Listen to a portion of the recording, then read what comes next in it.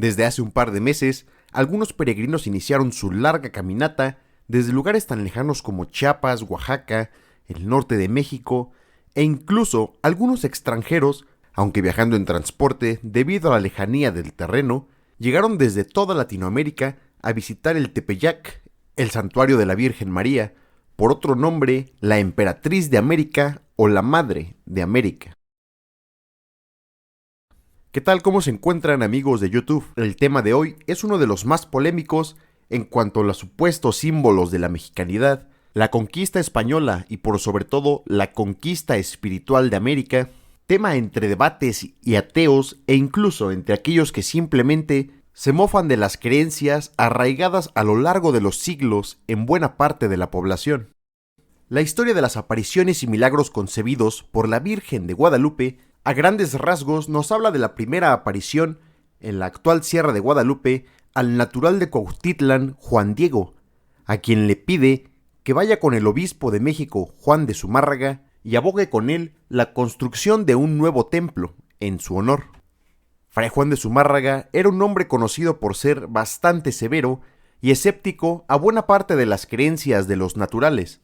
que en su momento se encontraban fuertemente perseguidas. Así que al escuchar la historia de Juan Diego, este no le creyó ni una sola palabra. Al primer encuentro, le suceden unas cuantas pruebas con las que Juan Diego tratará de probar la veracidad de sus relatos con la ayuda de la Virgen. La prueba más sorprendente es cuando Juan Diego recolecta algunas flores y las lleva envueltas en su tilma. Al llegar con Zumárraga, ambos se sorprenden al observar que en la tilma de aquel hombre se había plasmado un hermoso retrato en el que se mostraba la imagen de aquella milagrosa mujer. Esta prueba no fue lo suficientemente grande para que se iniciara la construcción de su templo, y fue hasta que el tío de Juan Pedro,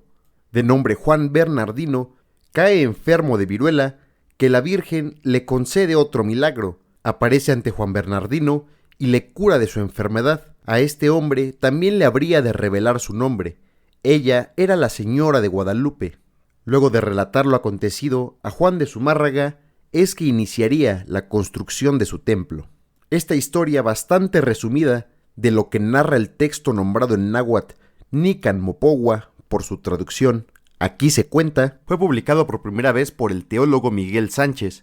quien también hace mención al texto original en náhuatl, aunque no da muchas referencias al respecto. En su libro, La imagen de la Virgen, él hizo uso del texto original, el Nican Mopogua, para dar veracidad a lo que entonces era un relato más o menos conocido. Un año después, Luis Lazo de la Vega habría de publicar el texto náhuatl original. Esta primera aparición de la Virgen, así como sus milagros, no se habrían escapado de los ojos del primer obispo de México, Fray Juan de Zumárraga, pues aquel, encargado de los juicios inquisitoriales, llevaba un registro meticuloso de todos los sucesos relacionados a la religión, a tal grado que de este personaje han sobrevivido una gran cantidad de documentos, en los que no figura las apariciones mencionadas en el Nican Mopogua. De lo que sí se tiene constancia es que entre 1555 y 1556 hubo una disputa entre un sacerdote franciscano, Francisco Bustamante, y el arzobispo Alonso de Montúfar, pues Bustamante se había quejado en repetidas ocasiones sobre el culto casi idolátrico que se tenía a una pintura realizada por un indígena llamado Marcos, a la cual se le atribuían diversos milagros. Alonso de Montúfar era devoto de la Virgen de Guadalupe, la de Extremadura, y en aquel pleito también buscaba quitar algo de poder a los franciscanos que dominaban el corazón de la Nueva España. En los documentos que sobreviven de Montúfar, en repetidas ocasiones hace alusión a un personaje llamado Antonio Valeriano, uno de los pupilos de Fray Bernardino de Sahagún, un personaje natural de Azcapotzalco que dominaba el latín, el náhuatl y el castellano, y por cuya mano fueron rescatados y reescritos varios cantares náhuatl antiguos, y también participó en la escritura de lo que se conoce como el Coloquio de los 12 y la doctrina cristiana. Por comparaciones de estilo entre los cantares mexicanos y el Nican Mopogua, se atribuye a Antonio Valeriano la creación del texto original, que habría recuperado Laso de la Vega y Miguel Sánchez. Así que por la propia devoción del arzobispo de Montúfar, le habría encomendado la tarea a Antonio Valeriano de relatar aquel hermoso texto. En el juicio contra Bustamante, menciona que el autor del lienzo es un natural de nombre Marcos, del que no queda referencia alguna, pero se estima que por la belleza y técnica del lienzo de la Virgen, este habría sido un estudiante de la Escuela de Artes y Oficios fundada por Pedro de Gante.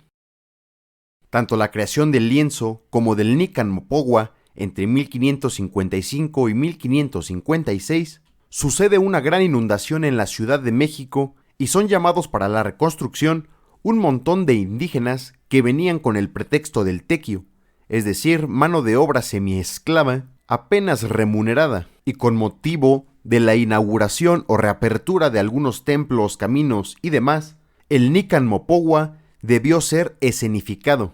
El teatro náhuatl era una de las principales celebraciones de una gran cantidad de pueblos. Los atrios de las iglesias se llenaban de estanterías, hermosos y elaborados escenarios, y los actores llevaban trajes cuya elaboración costaban incontables horas de trabajo humano y recursos. Tal como en la antigüedad, las veintenas eran celebraciones en las que se recordaban los antiguos mitos y sus dioses, acompañados de fiesta, comida y danza. En el mejor de los casos, el teatro náhuatl reemplazó con facilidad aquellas viejas celebraciones. La gente de pueblos lejanos acudía gustosa portando sus mejores ropas, comida para ofrecer a sus invitados y amigos, y por miles observaban aquellas elaboradas obras de teatro acontecidas en los atrios de las iglesias. Si bien este teatro tenía como finalidad la conversión de los indígenas, ellos accedieron gustosamente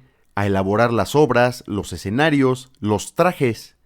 e incluso repartir la comida a los invitados. Una de las obras más queridas por los indígenas era la de los 3 reyes de Oriente, ya que estos 3 reyes eran de razas distintas, podían ser interpretados fácilmente por los indígenas, quienes se asumían como una raza o grupo de personas más que viajaba hasta Oriente para presenciar al Hijo de Dios.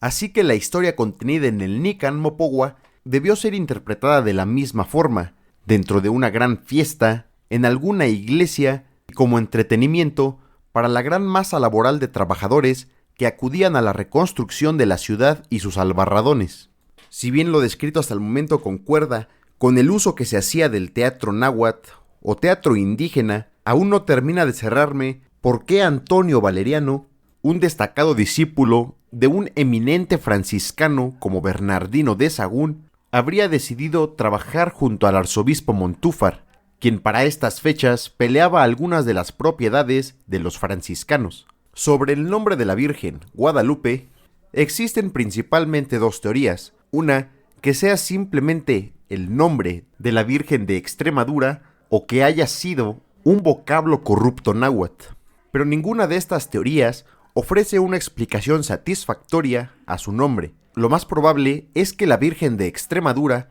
ya conocida por Colón, Cortés y el propio arzobispo de Montúfar, haya sido la señora de diversos territorios que se nombraban en su honor, pues la propia iconografía del lienzo de la Virgen difiere en buena medida de la imagen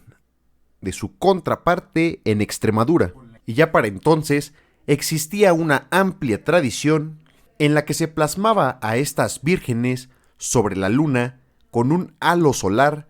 y podían sostener o no al recién nacido Hijo de Dios entre sus brazos. Esta iconografía remite al Cantar de los Cantares de Jerusalén y al libro de Isaías, en donde se menciona a la mujer del Apocalipsis, hermosa como la luna y radiante como el sol, que por las noches sollozaba como si estuviese en labores de parto, es decir, anunciando la llegada del Hijo de Dios. Y al ser el Salvador, el Hijo de la ciudad de Jerusalén o del pueblo hebreo, se dice que sobre aquella ciudad el sol no se ocultaba jamás, ni la luna perdía su brillo, porque el Señor era su luz eterna. Esta iconografía se repite en la llamada Virgen del Coro, en la de la Catedral de Aquisgrán, y en una amplia gama de grabados, litografías y retablos, elaborados desde hacía más de un siglo a la fecha de pintado el lienzo de la Virgen de Guadalupe.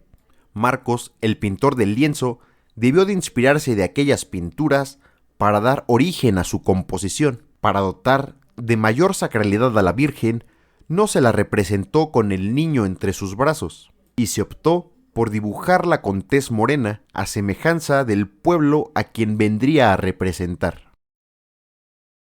Las apariciones de la Virgen en un lugar despoblado a una persona pobre, así como los milagros que fue capaz de realizar, también venían de una larga tradición española de encuentros con santos en lugares apartados o recónditos, a quienes también se les atribuían poderes de curación. Entre estos relatos destacan el de la Virgen de la Candelaria de Tenerife, la Barca de La Coruña, Cáceres o La Gomera. Todo esto se tiene también documentado que es casi imposible comprobar que la Virgen de Guadalupe tenga un origen meramente prehispánico, sobre todo por la época y la forma en que eran sustituidos los antiguos dioses por santos o vírgenes. Cabe recordar que la idolatría estaba fuertemente perseguida en este momento, a tal grado que Francisco de Bustamante acusaba de idólatras a quienes adoraban el manto de la Virgen, quien por su complexión e iconografía recuerdan a la Virgen de la Inmaculada Concepción, quien se estima fue la primera virgen adorada en el Tepeyac.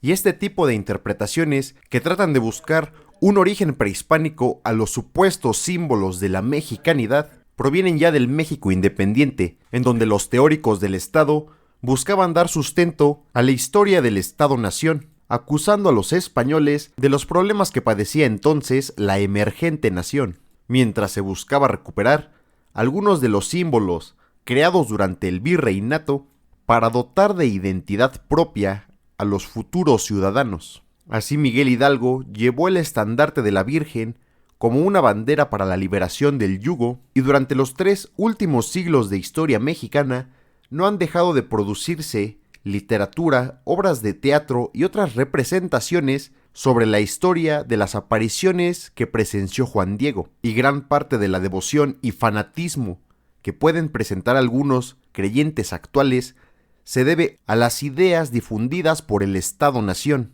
y no meramente a la religiosidad impuesta por los españoles. Esta historia es bastante compleja y hay mucho que no alcanzo a tocar en este pequeño video,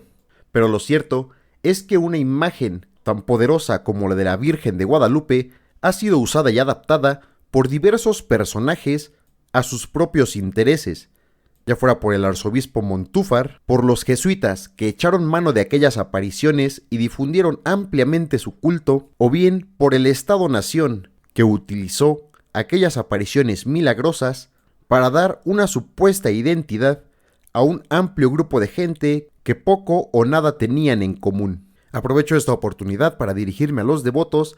y desearles que lleguen con bien a su destino, así como para pedirles que tengan precaución en su larga peregrinación. Recuerda que todo el material de consulta se encuentra en la caja de descripción de este video. Si quieres saber aprendiendo sobre el pasado y sus curiosidades, puedes seguirme también por Facebook. Comparto contenido todos los días. Yo soy el Chichimeco y te espero en el próximo video.